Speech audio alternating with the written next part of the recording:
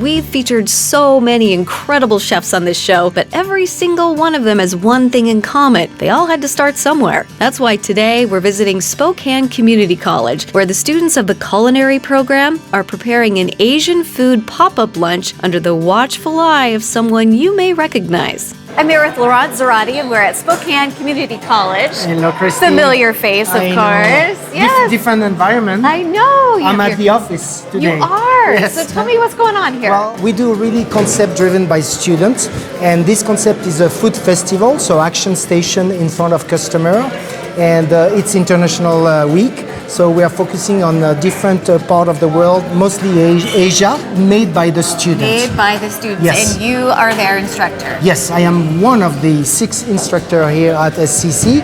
We have a curriculum of 2 years with 6 quarters.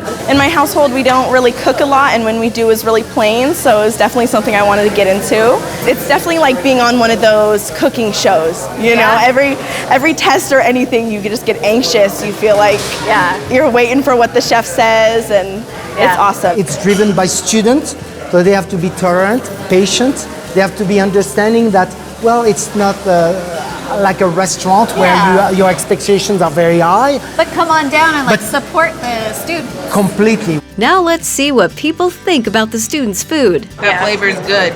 Extraordinary. That flavor is good. Just a little sweet and spicy, just like how it's supposed to be. They always do amazing food. It's really affordable, and then you're helping students learn, so it's like a win-win. Are you even chewing?